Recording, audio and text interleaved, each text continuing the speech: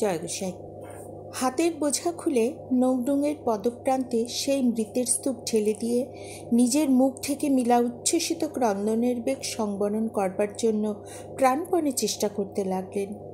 নৌডুং স্মিত হাস্যে ভাবিশেষের ভাবোচ্ছ্বাস লক্ষ্য করছিলেন। এবার বললেন, এই সামান্য কারণে ধৈর্য হারাতে নেই। তোমার হাতে যারা মরেছে তারা সবাই সদ্গতি লাভ করে পরবর্তীকালে তোমার স্মরণ নেবে। আমার এই কথায় তোমার যদি বিশ্বাস না হয় তাহলে এই দেখো, তোমার সামনেই আমার কথার প্রমাণ আমি দিচ্ছি। এই কথা বলেই নংডুং সামান্য একটু অঙ্গুলির হেলনে প্রাণহীন দেহগুলিতে মুহূর্তের মধ্যে প্রাণ সঞ্চার করলেন। সঙ্গে সঙ্গে পশু পাখি কীটপতঙ্গগুলি জীবন লাভ করে স্ব স্থানে উড়ে চলে গেল। মিলার মন থেকেও দুষ্কৃতির গুরুভার অপসৃত হয়ে গেল। শীঘ্রই একদিন মিলারেপার প্রাথমিক মন্ত্রদীক্ষা হয়ে গেল। গুরু নংডুংয়ের নির্দেশক্রমে মিলা নিকটের একটি পার্বত্য গুহায় তন্ত্রোক্ত সাধন পদ্ধতি অনুসারে নিজের সাধনপীঠ প্রতিস্থাপিত করে সেই গুহার মুক্ত দ্বার নিজের হাতে প্রাচীর গেঁথে ভিতর থেকে নিজেকে অবরুদ্ধ করলেন। কেবল সামান্য একটু গবাক্ষ খোলা রইল খাদ্য পানীয় ইত্যাদির জন্য। ধ্যানের প্রণালী, সাধনার যাবতীয় আনুষঙ্গিক পদ্ধতি গুরুর কাছে পেয়েও প্রাণপণ চেষ্টায় মিলা সাধন মার্গে কিছুমাত্র উন্নতি করতে পারলেন না। সমগ্র জীবনের মূল্যে কেনা সাধনায় সর্বশক্তি নিয়োগ করেও তার মনে হতে লাগলো যেন ব্যর্থতার বোঝা ক্রমেই ভারী হয়ে উঠছে। নিজের অন্তরের সঙ্গে ক্রমাগত লড়াই করে করে তিনি ক্ষতবিক্ষত হয়ে উঠতে লাগলেন। সাধন রাজ্যের অভিজ্ঞতা জিজ্ঞাসা করতে এসে গুরু যে উত্তর পেলেন তাও তার কাছে বিশেষ সন্তোষজনক বলে মনে হলো না। অপ্রসন্ন মুখে তিনি বললেন, এমন তো হবার কথা নয়।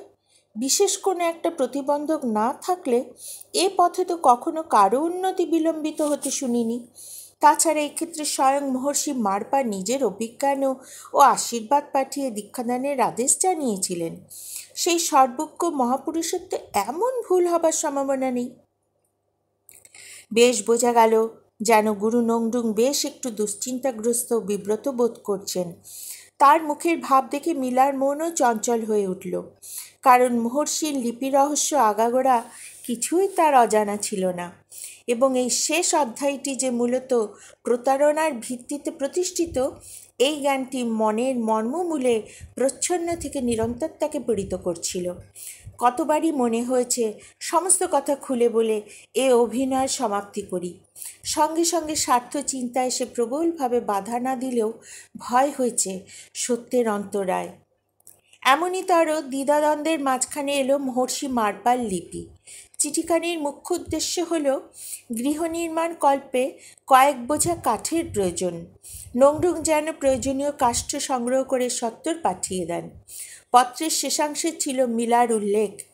মহর্ষি মার্পা মিলার গতিবিধি লোকমুখে অবগত হয়ে আদেশ জানিয়েছেন যে নংডুং স্বয়ং যেন মিলাকে সঙ্গে নিয়ে কাঠের বোঝার সঙ্গে মহর্ষির দরবারে সত্বর হাজির হন। মিলা যে অতি দুষ্ট প্রকৃতির লোক এবং তাকে যে কোনো ক্রমে প্রশ্রয় দেওয়া চলে না, এ পত্রে মহর্ষি সে কথাও স্পষ্টভাবে উল্লেখ করেছেন দেখে নংডুং তৎক্ষণাৎ মিলার কাছে গিয়ে তারই ইচ্ছাকৃত অপরাধের কৈফিয়ত দাবি করলেন। বাধ্য হয়ে মিলাকে আগাগোড়া সমস্ত ব্যাপারটি বিবৃত করতে হলো। নংডুং ধীরভাবে সমস্ত কথা শুনলেন। মিলার প্রতি তার স্নেহ ছিল। তাছাড়া এক্ষেত্রে স্বয়ং গুরুপত্নী জড়িত আছেন জেনে তিনি এ বিষয়ে আর কোনো মন্তব্যই করলেন না। কেবল বললেন, এতক্ষণে বোঝা গেল কেন তোমার সাধন প্রচেষ্টা ভস্যে ঘি ঢালার মতো নিরর্থক হচ্ছিল। মহর্ষির আদেশক্রমে তোমাকেও আমার সঙ্গে যেতে হবে। তুমি যাত্রার জন্য প্রস্তুত হও।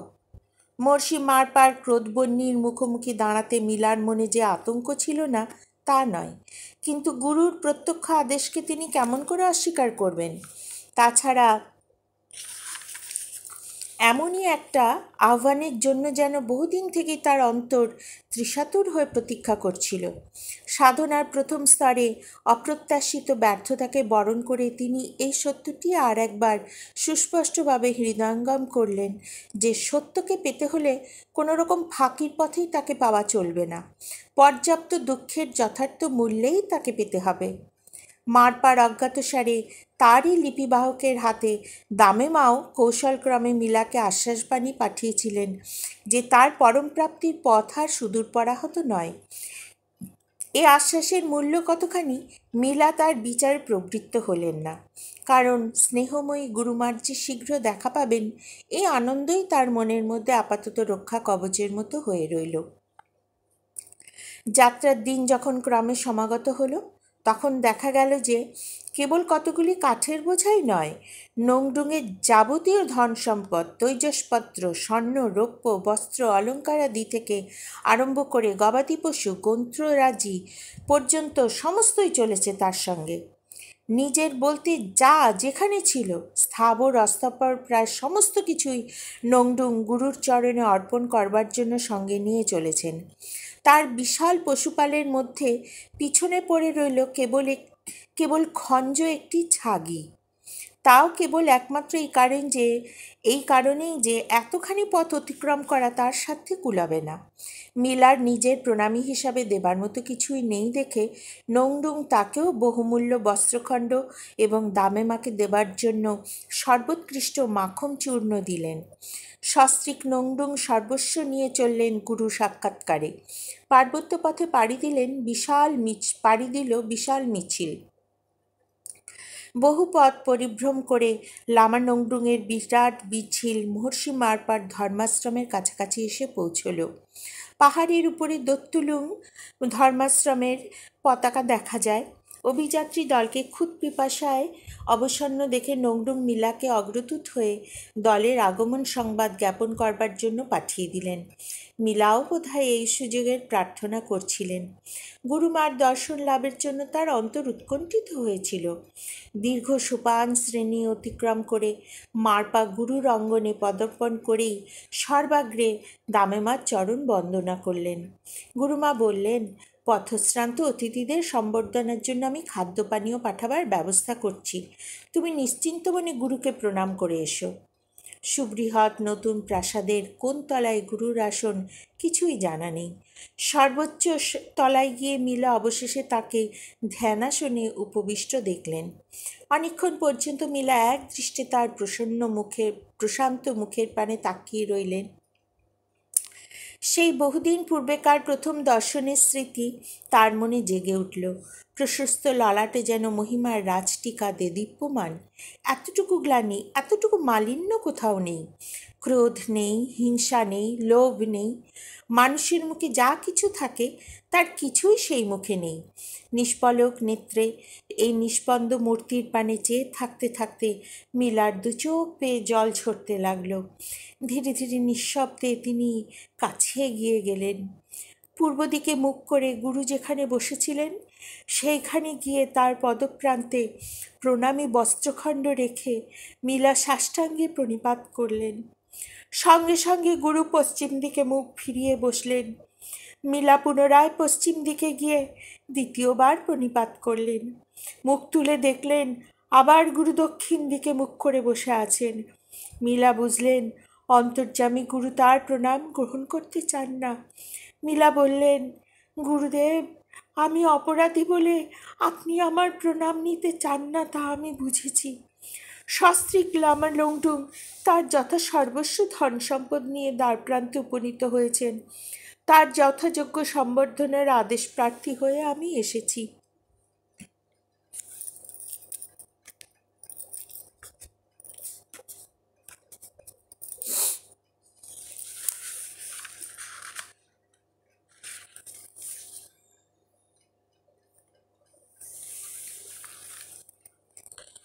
রুষ্টস্বরে মহর্ষি বললেন, সম্বর্ধনা কিসের?